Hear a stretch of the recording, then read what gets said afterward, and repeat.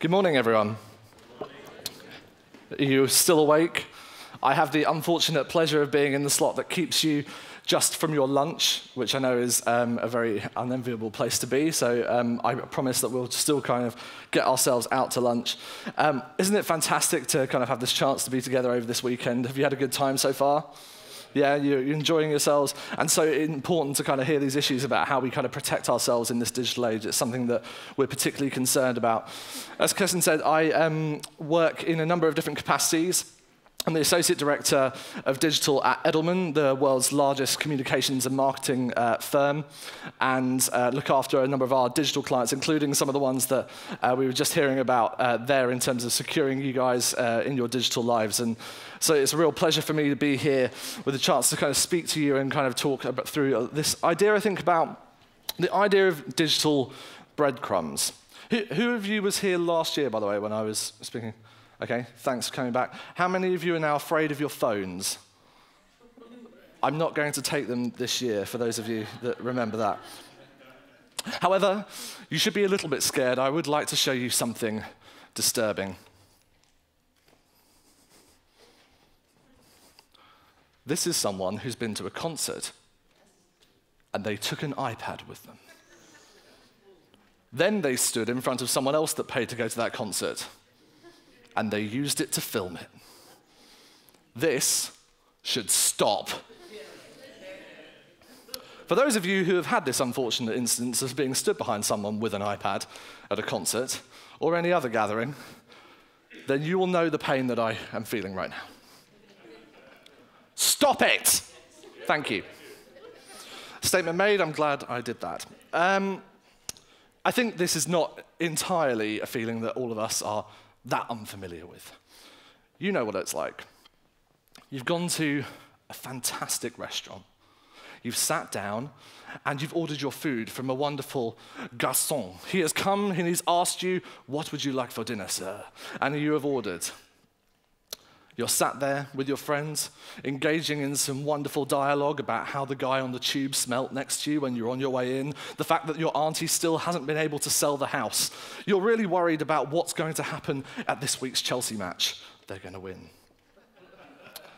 So you make your order and you chat with your fellow diners about the weather and all those other kind of things, and whilst chowing down on the breadsticks and water that you didn't order, but you're very glad that they're there, they then arrive. The food comes out on large silver platters and it arrives in front of you, placed down in front of you. You hear the smells and you feel them coming from the kitchen, and then the accoutrements arrive and you're asked, "Do you want Parmesan?" Of course you want Parmesan. I mean, who doesn't want Parmesan?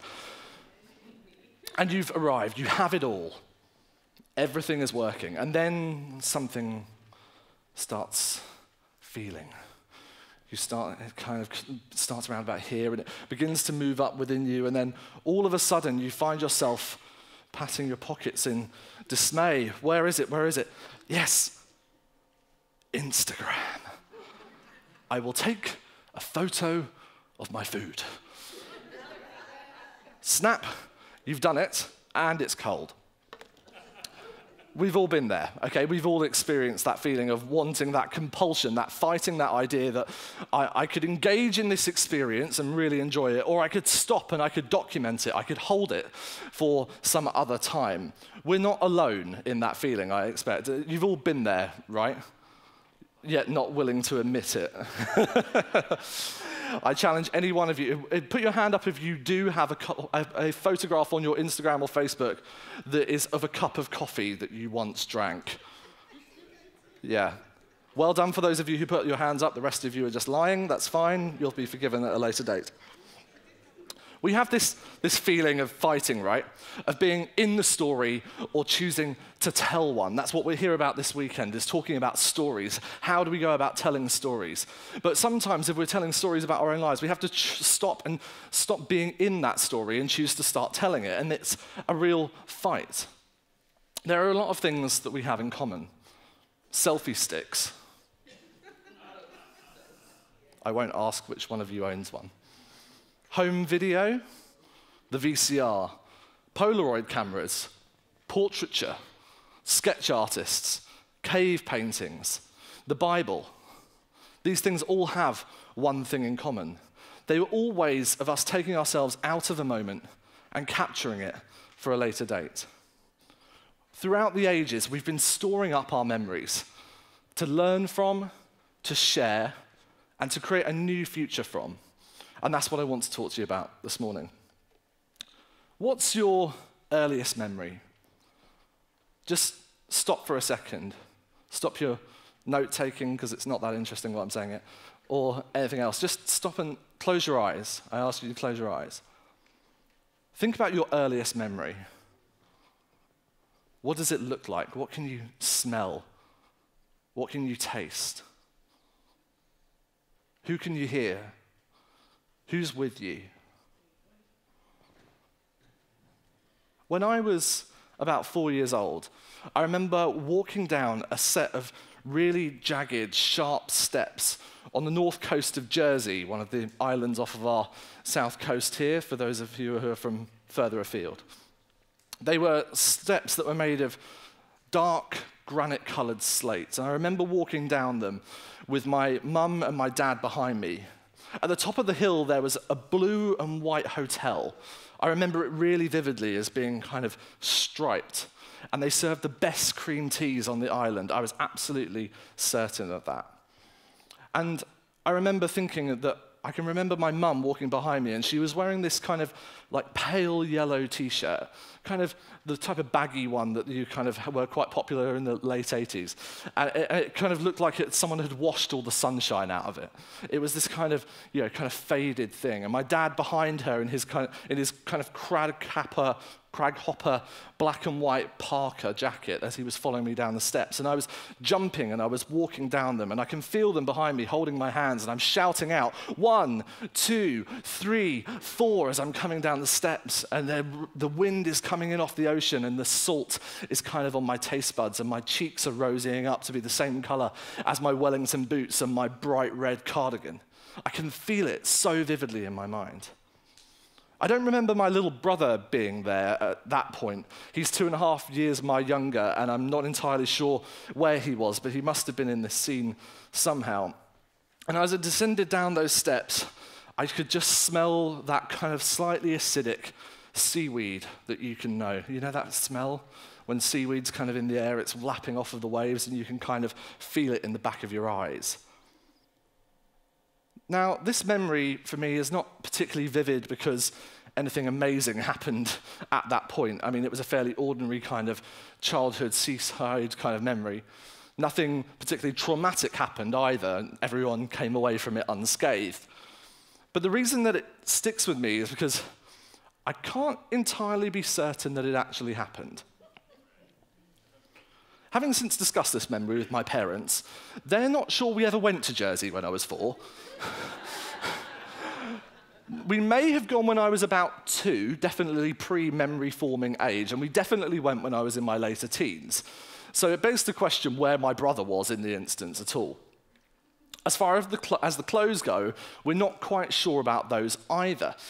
My grandparents have a picture of me at this age being held up in front of my parents at some other kind of holiday destination, probably Mallorca when we were about 4, at the top of a mount which is called, kind of one of those kind of large mountains at the north coast of Mallorca. And there's a picture there. And my mum is wearing a slightly yellow, although it could be pink in a different light, kind of t-shirt, and Dad in a black jacket. But this was definitely not taken in Jersey. It was definitely another instance. It was definitely some kind of in the morning, I think, in my memory, but actually it was more likely in the afternoon where that photograph comes from, and maybe it just never happened at all.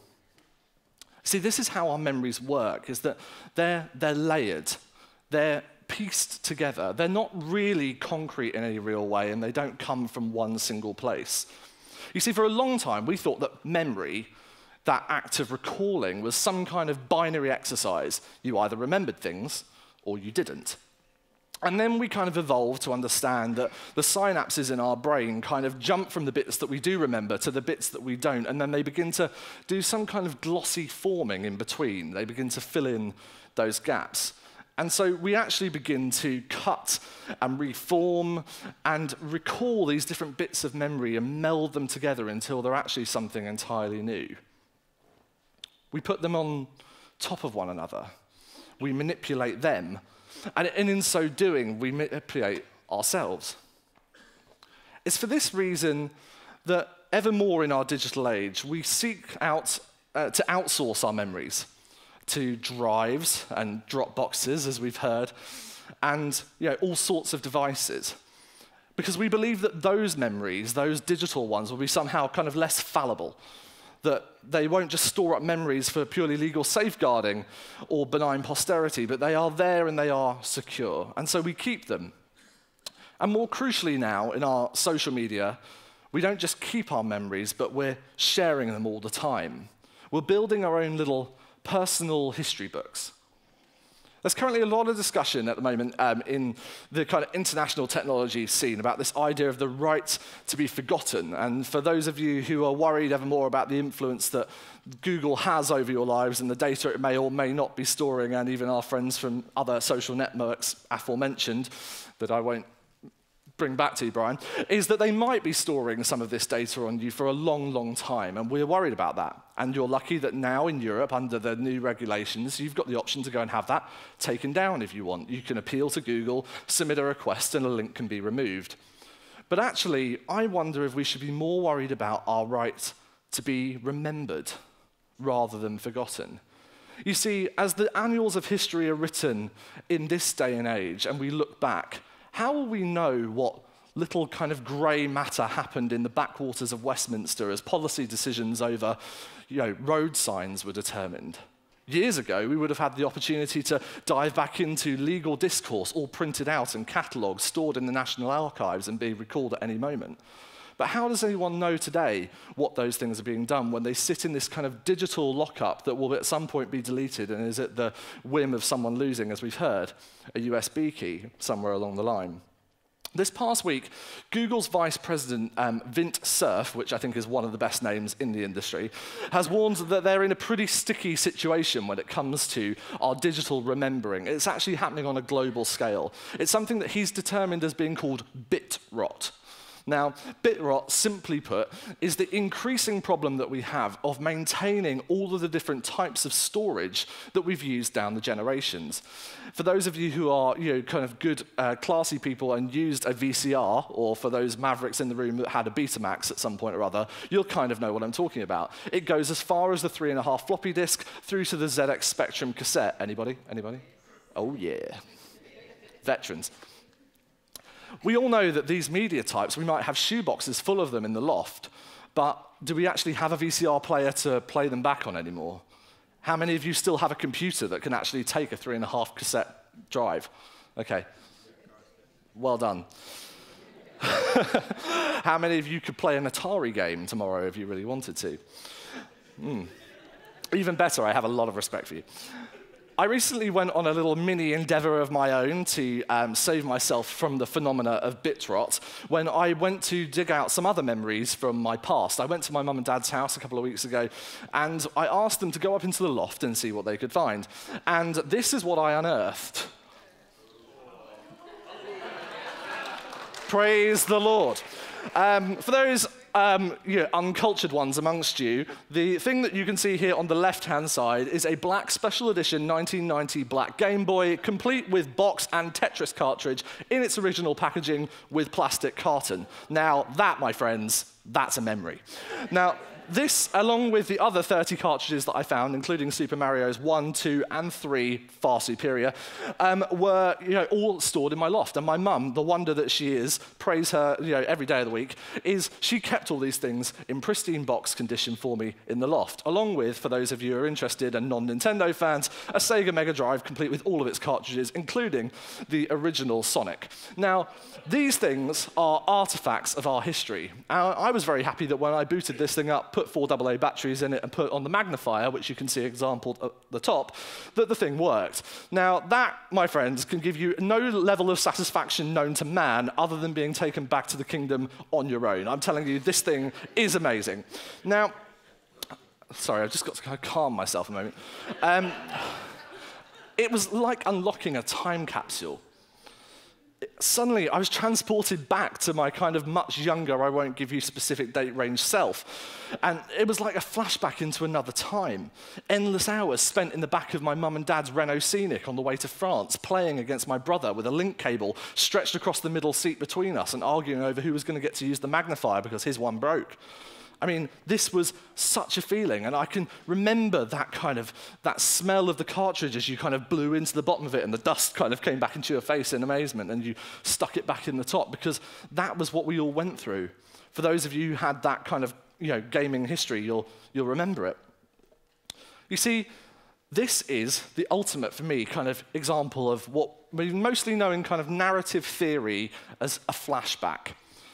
Many of you will have had flashbacks at different times.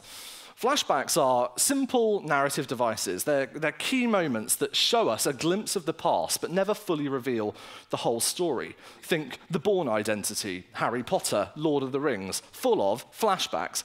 And flashbacks are used as constructions by the author that's telling that story to represent something from the past. They're used to shape a view of that past that works for them in the present day, telling that story. But it's not the whole thing. It's only ever a part. So, like my own memories of my own personal Jersey shoreline, thanks for those who tittered, I appreciate it, our brains are getting to work filling in the gaps. Because, of course, we don't like our brains to work that hard, do we? Really? So we help ourselves out along the way. We leave breadcrumbs. Here's some breadcrumbs. Just before Christmas, Instagram overtook Twitter to have more active monthly users than ever before. Sorry. He can correct me later. That's the fact I'm going with. Either way, we can say that a lot of us are uploading, snapping, filtering, tinkering with photographs of our everyday lives, and we're leaving a trail of kind of digital breadcrumbs behind us. And we're all doing it, me too. So I thought I'd take a little kind of look back over my past kind of year on Instagram and Twitter and see what I can find. And there was a lot there. You might find that your Instagram feeds are filled with similar kind of things. For example, that time when your wife failed to feed a cow in a field. That moment when you spotted Miranda shooting in the streets of Kingston. That time that you filmed a TV pilot with Dave Benson Phillips and a fox glove puppet. For those of you who don't know, he was a very, very big star in children's television in the late 90s. All those weddings. Food. More food. And a whole load of cats. Now, that cat's mine. She's called Scout. There are more pictures of her on my Instagram feed than I care to mention, but I love her. The thing is, with our Instagram photos, as that little slideshow kind of tells you, is that it's not really the big stuff of life that we're all that concerned about documenting. Sure, if you're the New York Times or you're some kind of blogger for the Wall Street Journal, maybe yours is a little bit more highbrow. But I think for most of us, that's the kind of thing that if we trail back through the litter of our digital past, is the type of stuff that we're going to find. Now, this is clearly proliferated by us all having one of these things in our pockets at all times. No longer lugging around, if the gentleman in front could just stand up and show me what he's holding, one of those. That is hard to take to dinner with you, just pointing out. It's the proliferation of the smartphone camera, the ubiquity and the constant access to a device that will be able to document the banality of every day that comes around with us, that's changed our habits and even our attitudes to what we feel is worthy to be photographed, worthy to be documented, tweeted about, Snapchatted or Reddited. It's these things that we choose to put out into the world, and actually, are they all that important? It poses some serious questions for us around how we actually do deal with the bigger issues of life and what we choose to share and participate in. Because for many of us, when we share something today, now, when you tweet or talk about this talk, which you're more than welcome to do, you're only leaving a certain element of the past behind. You're only documenting your version of an instance, of a fragment of a memory that you might recall somewhere down the line. The reason we capture our daily lives has ultimately changed, because the context in which we capture our lives has changed. I'm not sure how you would respond to the threat and, or depending on how you look at it, opportunity of someone offering to get out the old photo album and show off moments from the days of years gone by, perhaps filling you with dread or those warm, fuzzy nostalgia feelings at the thought of seeing your younger, thinner self. That's not my own personal hang-up, as you can see by the Adonis of the male specimen that is presented before you. You see, what has changed is that today, we know that when we take a photograph of our morning coffee, or ourselves on a run, or snapping a selfie off the back of a holiday photograph, the likelihood or the sheer inevitability that that image will be shared and seen by many completely unconnected or distantly related friends and strangers changes the way that we actually choose to document the experience. The very act of the fact we're going to share it means that we share something completely different to if we were going to keep it to ourselves. You've seen the highlights of my year gone by, but the photos that I haven't shown you are the ones where we sat in the IVF clinic waiting for our first diagnosis, or when it failed the second time, or the third time when I had to inject my wife in the leg for 10 days in order to us have a baby that we're having in May. Praise the Lord. It doesn't show you the arguments that you had with your sister over what was going on that week. It doesn't show you the things that you left behind or the friendships that broke down. It doesn't show you the divorces or the tired, lonely nights when you weren't quite sure who was going to make it out alive. It doesn't show those things. So when we choose to share, are we just staging our own memories for the way that we'll appear to others? So much of what we've started doing is turning the camera on ourselves, and we crop and adjust and filter and vignette ourselves into the public domain through our own personal paparazzi machines. We curate a version of ourselves that we would rather the world see than what's truly going on. So we don't show when we're hurting. And maybe that's just changing us a little bit. It doesn't just stop at our own projections of our own day-to-day, but it is caught up in the bigger moments of history as well. We seek to associate ourselves with it through what we share. What do we share today is often the way that we're just placing ourselves into history. How many of you changed your photograph to the Iraqi symbol for Christian when the ISIS troubles started? A few. How many of you still have it there? How many of you shared Je suis Charlie, or Bring Back Our Girls, or Coney 2012, or Make Poverty History? Have any of those issues gone away? Have we stopped talking about them? You see, these causes are still going, and this is a photograph from my own Instagram account. I did the Coney thing. I bought the bracelet. I wore the thing for 2 weeks, and he's still at large in the Congo. Make Poverty History, I don't think we've quite hit that one yet. And the girls, well, quite a lot of them are still missing. In a world where we're quick to align with the outcry of the herd, maybe we need to be a little bit more cautious about what we put down in the annals of our own personal histories. Jesus said that our yes should be yes, and our no should be no. Did that come with a time limit? Did it come with a set of terms and conditions that we can scroll to the bottom of and click accept pretty fast without ever really reading? He was far more radical than that. And the challenge that he set us was a far more radical one too. It's only that we half tell the past. It's not just that. We have to think about how we temporarily use the present and then blow straight past it, because what will it tell us about ourselves in the future? As followers of Christ, we live in a pretty strange time in human history. A time where we make baby announcements to the interest of national corporations. This is real, actually. This is ours. We were pretty pleased. That's not exactly what I mean. What I mean is that we live in a time where we constantly refer to stories written in the past about moments that were very much present to the authors of our spiritual forefathers and mothers, which we use to talk about a future time.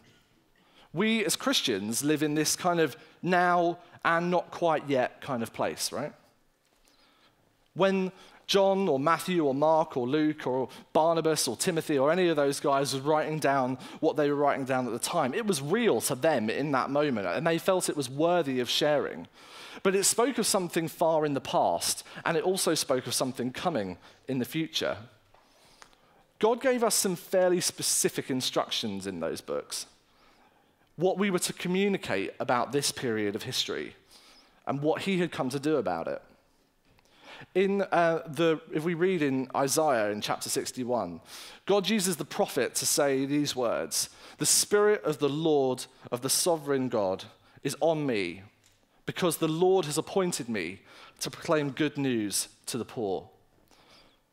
He says it so that we're proclaiming the year of the Lord's favor, that we have come to comfort all that who mourn, to bestow a crown of beauty, to lay out garments of praise. That's the mission that he said that we're sent on, to proclaim good news to the poor, to welcome in the year of the Lord's favor, and to leave breadcrumbs that will lead his people back to the very bread of life that we so long for.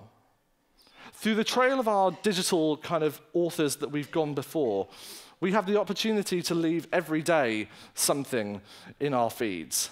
Now, it might be littered amongst the BuzzFeed articles that you've posted yesterday, or the kind of ongoing debate about what color that dress really is. It's white and gold. Or your failed ice bucket challenge.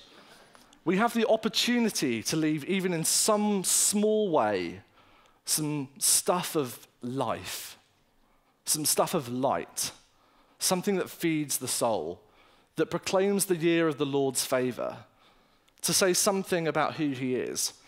And there's great reward for us in doing it. We proclaim the year of the Lord's favor, and it says in Isaiah that we will then be called oaks of righteousness, a planting of the Lord for the display of his splendor. And who doesn't want to be an oak of righteousness, right? An oak. It starts from something as small as breadcrumbs, planted in the past. Then it stands in the present to proclaim the goodness and the splendor and the majesty of the Lord Creator into future generations. I love this image because that by claiming the goodness of God today, we have the ability to become like one of those mighty trees. We'll be rooted in faith. We'll have branches that give out shelter to the poor. We'll bear fruit that multiplies and goes far beyond our generation to speak of a future yet to come. And we're held up by a trunk that is our story. A story that if you were to cut straight into the middle of, what would you see? Rings.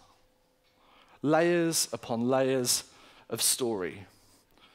Layers upon layers of memory. Meshed and melded together. Manipulated sometimes, but all the more important as they grow outwards. We have the ability to be oaks of righteousness through the breadcrumbs that we share. Bless you. Amen.